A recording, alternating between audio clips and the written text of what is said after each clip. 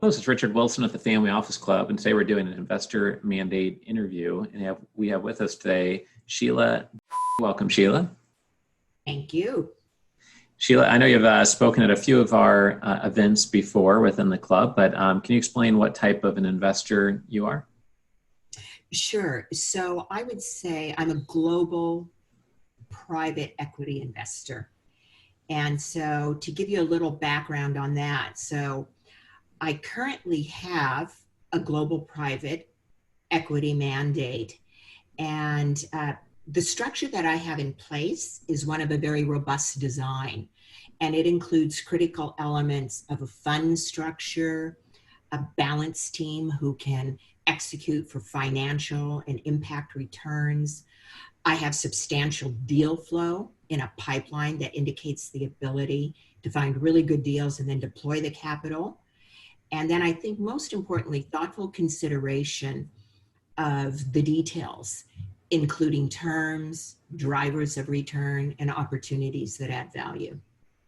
Sure. And what geographies or what locations are your favorite right now to invest in? And what would be the number one type of investment opportunity? Like, is it in a certain sector or a certain industry or a niche opportunity? Sure. So what I focus, there's three areas of the world. I focus in the United States, in the UK, and also in the Middle East. And so what I look at are really, here are my picks for investment. AI, because I think AI is going to be the next new internet. But I go a little bit differently because I always buy assets. So I do alternative investments. And the number one that I have focused on is whiskey, if you can believe it, because whiskey always increases in value. And so after a 3-year period, you can sell it, or if you hold on to it for 30 years, which it's a little hard to do, but it can be done, you have almost a priceless asset. It's very desirable. And then old masters in art. That's what I at. Interesting. Yeah, I've heard of art investors. Most people I know who invest in whiskey see it as a short-term investment for that evening or the next month, perhaps, more so than the long term. But yeah, we're always looking for unique ideas here. And I have seen many presentations on art that show that if you do a decently wise approach to investing in art across different artists and different time periods, that all in all, some investors have done surprisingly well over the long term, holding art. There's just special security considerations, valuation, making sure you're not buying a fake piece, of course, et cetera, et cetera. But those are both interesting areas that other investors to date have not really brought up here on the interview. So I appreciate you bringing those ideas up. And I think that the more the investment world evolves and the more that family offices emerge and get formalized, the more there'll be specialists who help people not only invest in art, since there are hundreds of people or thousands of people that do that already, but in areas such as whiskey.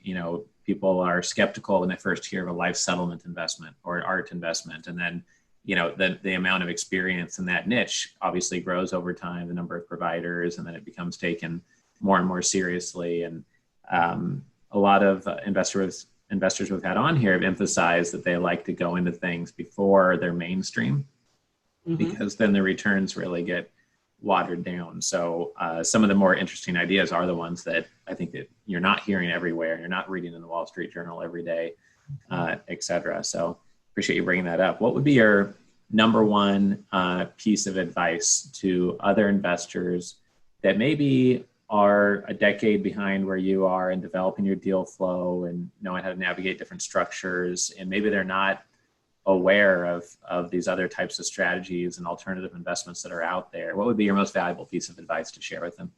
You're going to laugh, but I would have to say, know your tax codes. And this is, I think, a piece that is often overlooked and forgotten.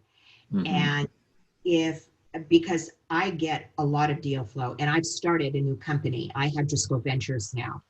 And so in my ventures portfolio and what I'm doing in the Middle East, I'm amazed how people do not come with what tax incentives are available.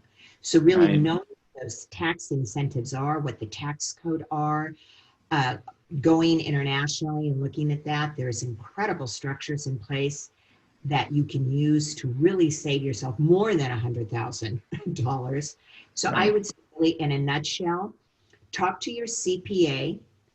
I would say find a person who is an expert as a Hmm. tax accountant and have a sit down conversation. Not to put any noses out of joint. Don't use a millennial. Use somebody who is seasoned, who Hmm. really knows this back and forth. If he has an international or she has an international overlay, even better. And then I would say to protect your assets as you move through life, not only from a financial point of view, but even from a marital point of view, really, really have in place a good trust in will lawyer. Right. Because, oh, I'm Richard, you can't imagine how you've worked an entire lifetime. And I have watched it blow up and fall apart when a death occurs in a family. So Hmm. as you're investing now and deploying your money, really take a look at those two sides. A real good trust and will attorney, but also a real good tax accountant. Yeah, I couldn't agree more. We've done, I think, 67 of these interviews, and only two other people of 67 pointed to taxes. Only one other person talked about trust and estate planning. And in my mind, the tax planning area is one of the lowest hanging fruits when we work with a new family office client. Sometimes getting that proactive tax planning in place, or like we're looking at structuring a deal right now with some medical clinics, a chain of them, and 40% of their costs are equipment. And equipment can usually be depreciated on an accelerated schedule that same year. And they haven't been taking advantage of that. Their investors haven't. And that could either save them equity or it can save them hundreds of thousands in taxes being due every year when they're opening a couple of these things per year. That is such a huge thing to be emphasizing here. I appreciate you bringing that up. And we'd love to have you on a virtual discussion panel. I know the depth of what you could talk about goes on, and you could have a full day workshop on things that you've learned in the space and your background of your family. And we're doing these weekly virtual discussion panels on top of these mandate interviews. So I'd love to see if we could have you on one of those coming up as well, if you're not already booked on one, just because these interviews are so short, they don't really get to dig in too deep, I know. Sure. No, I'd be honored. Great. Yeah, well, I appreciate your time here today, Sheila. And if anyone would like to get in touch with her, just let Jennifer or anyone on our team know. And as long as you're a member of the Family Office Club, we'll help you get connected to Sheila to share an interesting opportunity or see if there's a co-investment opportunity available, perhaps. Lovely. Thank you. Thank you, Richard, for your time. You too.